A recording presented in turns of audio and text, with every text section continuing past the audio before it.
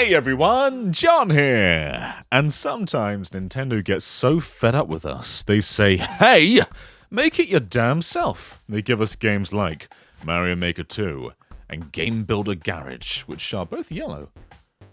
Is yellow like a building thing? Is that the color of building? I don't know. You tell me, color theorists. Anyway, let's dive into the long history of Nintendo giving us the tools to make our own stuff within a framework that they've already provided. Or in the case of Game Builder Garage, just kind of throwing us in the deep end and saying, just make whatever you want to make. Anyway, let's see these damn games.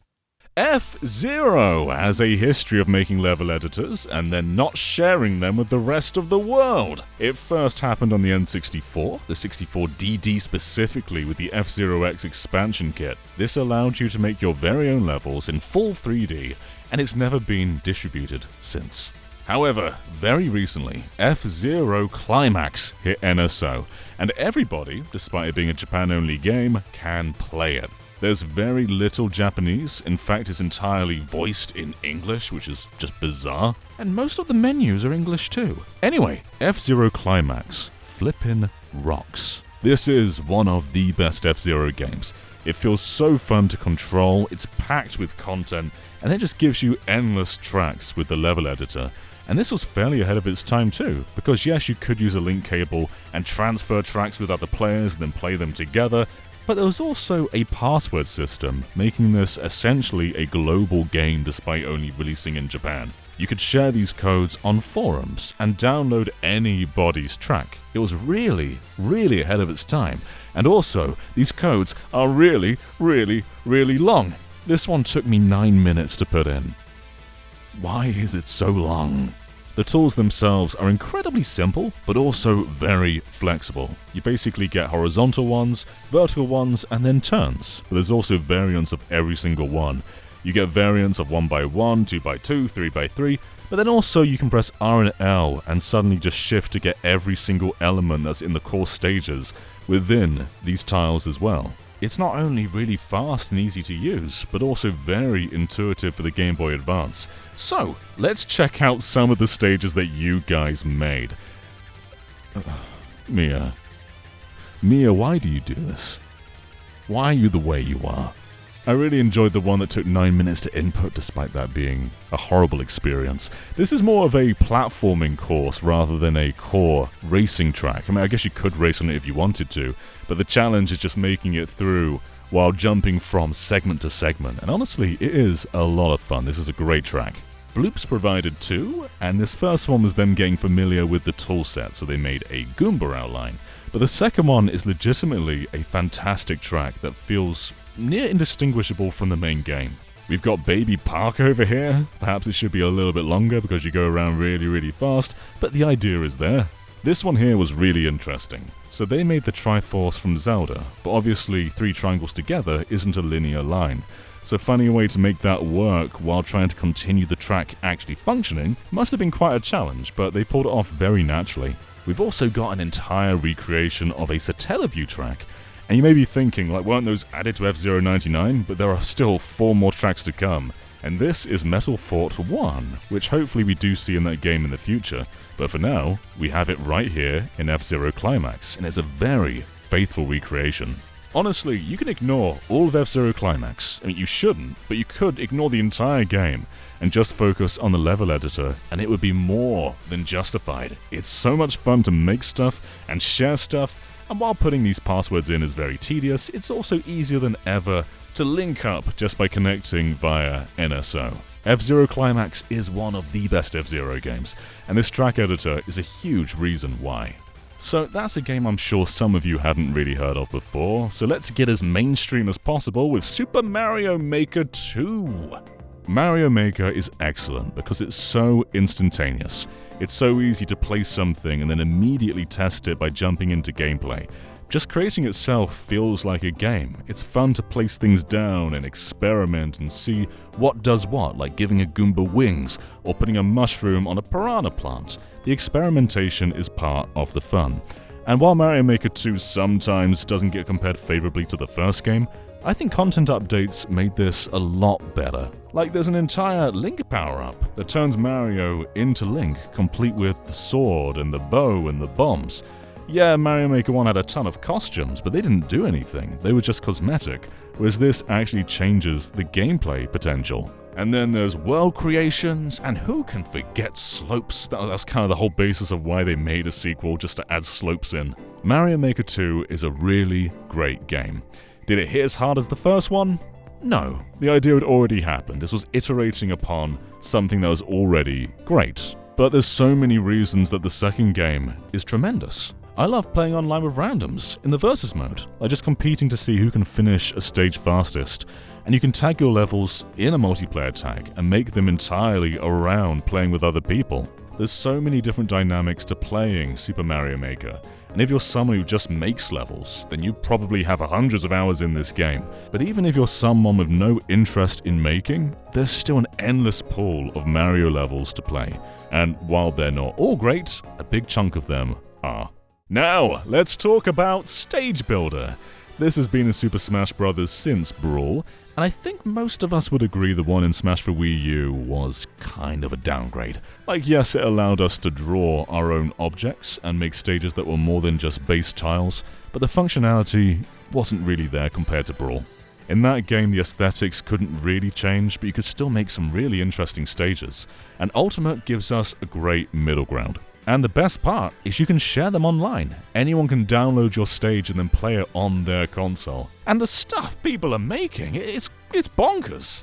Look, it's the Wii menu. I want this to be like a proper stage now. I want like a flying stage that goes through the settings and in the SD card menu, goes in the weather channel where you've got like avoid winds. Like, I want more of this. This is just giving me what I can't have. We've got Luigi's Casino from Super Mario 64 DS or New Super Mario Bros.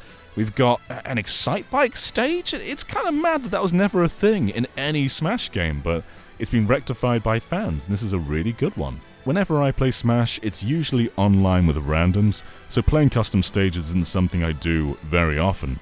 But just browsing through all of these and playing a big chunk of them, it makes me want to do far more of this in the future. There's just so much creativity out there. And speaking of creativity, Pull Blocks, or Pushmo as you may call it elsewhere in the world. Pull Blocks is one of the 3DS's absolute gems, and there's a great HD version on Wii U with Pull Blocks World as well. Unfortunately, you cannot buy these anymore. There's no Switch version, so they're just stuck in a vortex of matter that you can't touch. And while the Wii U game gave you a full-on level browser through Miiverse that allowed you to search for any level, an actual search function, which even Mario Maker doesn't have, it allowed you to just search like Zelda or Mario and you can find all those levels based on them. While it had that, Miiverse of course went down, but the game has a safeguard. On both 3DS and Wii U, you can scan QR codes, so these levels are forever available offline for you to just scan in and play whenever you want to. So assuming you can find those QR codes, you can just scan them in and play on a giant sprite of Mario. Who's going to stop you? It's a really easy to use level editor as well. It's basically just drawing pixel art, just little squares. You do need to keep into account you do have to reach the top, so you may need to compromise on your designs in some areas to make them scalable, but people have done a magnificent job doing so. I really wish this were on Switch. Maybe one day it will be, but at least for now, the legacy lives on if you already have it downloaded. And I guess let's stay on the track of stuff that you cannot buy anymore. Excite Bike World Rally. The Wii was swimming in Excite games with truck and bots and the WiiWare exclusive Excite Bike World Rally. A really great follow-up to the original Excite Bike, which, by the way, that game had a level editor. Of course, you couldn't share it with anybody because it's just saved locally on an NES cartridge. But in Excite Bike World Rally, you can send your stage that you make within this game to anyone in your Wii contact book. I'm sending this one to AK Family Home. I hope they enjoy it. I made it in a minute. I'm always hoping for a new Excite game. This Wii trilogy was fantastic. And while I don't really care too much for the NES original, this trio has given me so much hope for the future. And a follow-up game could just build upon World Rally, but allow you to share with anybody, not just people on your friends list, but have a level searcher like Pull Blocks World had, but doesn't anymore. There's potential. And you know what? Speaking of potential, Here's a game that didn't reach its potential. This is the Link's Awakening remake, which is a brilliant remake. But Danpei has a section that feels a little bit phoned in. Feels like they were experimenting with a full-on Zelda maker, but didn't want to go all the way. So this is a little side quest, and you have to do a bunch of these to get heart containers. But you can also just experiment on a blank canvas and make your own Zelda dungeons, which sounds fantastic, right? The only problem is everything is a pre-existing tile from another dungeon. So you basically get all these rooms from every dungeon in the game, and you can arrange them how you want. So as long as the vertical and horizontal doors line up, you can connect any room to each other and build some really cool dungeons. And I think there's a good idea in there, but it just doesn't really mesh together that well, going through a bunch of inconsistent rooms. And the only way you can share them with someone else is by saving it to the Link's Awakening amiibo, and then having someone else scan that amiibo into their game. I don't even know what to tell you about that. Like that's like the most Nintendo thing I could have said, right? But yeah, maybe one day we'll get a full-on Zelda maker, but until then, this is what we've got. Get those amiibo ready. WarioWare DIY, one of the coolest level editors they've ever made. What's very cool about this one is everything is made to be small scale. These are like 5-second microgames, right? So when you're learning them, it's not that imposing, and people have made some really awesome things. And while it's never a guarantee that Nintendo are gonna have a good infrastructure for sharing, DIY did. Not only could you share locally and share to the Wii via a WiiWare app, but you can also just upload things online and download any level you want. There's even a separate list for big names like Sakurai and Sakamoto. Big Nintendo names and big developers across the industry were able to share their levels and let people download and play them. WarioWare DIY was so flipping cool. Now, let's talk about the most flexible game maker Nintendo has ever made. This is Game Builder Garage. This originated from Labo. So all the Labo kits have their very own garage section where you can make your own games. And they are basically as ambitious as this. Maybe not all the way, but you can make some very interesting things. Like I've seen someone build a Zelda shrine within the Labo garage. But when it came to Game Builder Garage, the entire game was about this. It is a big, inviting tutorial on how to make games.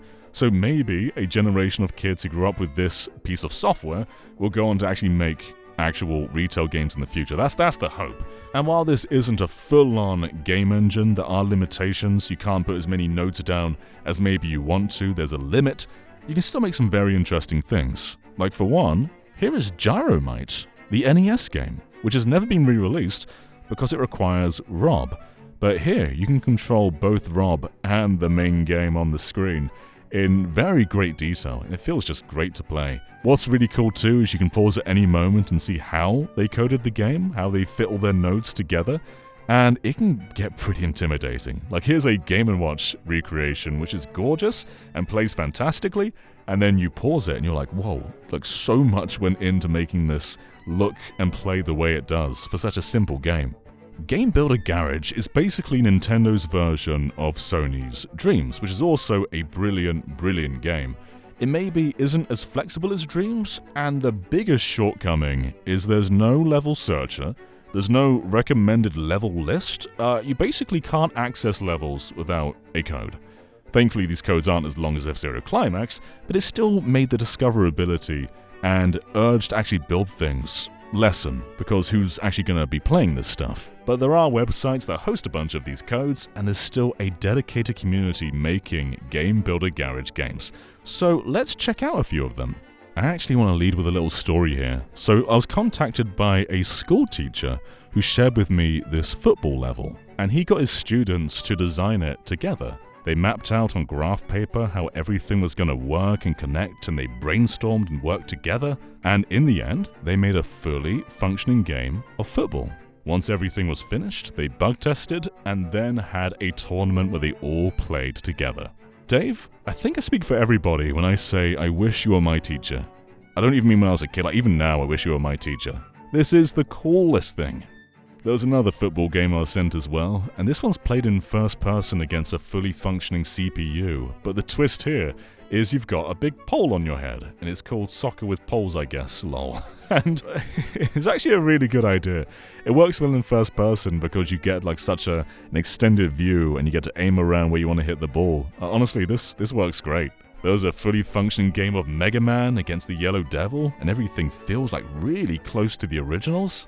I played a detective game with a really cool 2D sprite and 3D environment art style, where you go around and find clues, and then engage in tactical combat. Like, it's wild how much they shoved in here, but it all works really well. And there's also a 3D flight game where you can fly around and boost and shoot missiles and bullets and just take down everything that's in the arena around you, and it all feels just so good. There's even a radar, a fully functioning radar in the corner there.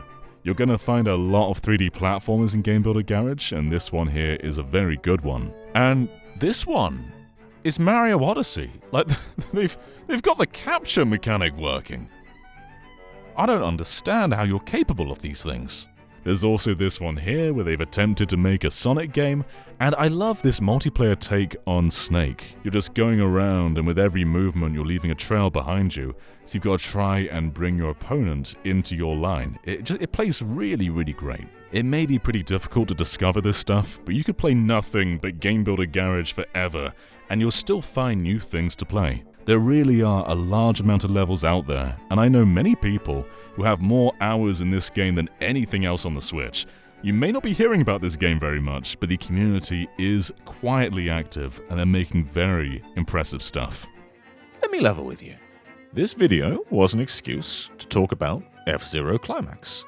I hope some of you play it, it's a really good game. But regardless, it was really fun exploring all these level editors Nintendo have done in the past, and this isn't even all of them. We didn't talk about Mario vs. Donkey Kong or Advance Wars, but I think the bulk of the ones we discussed here are so flexible and allow you just to make whatever you want to make, especially in the case of Game Builder Garage, which is pretty much Nintendo's very own dreams, only they don't let you search for levels. I don't know why. But thank you so much for watching all the way until the end. I love each and every one of you. Not sure about that guy there, though. But thank you. And I will see you next time. Bye, everyone.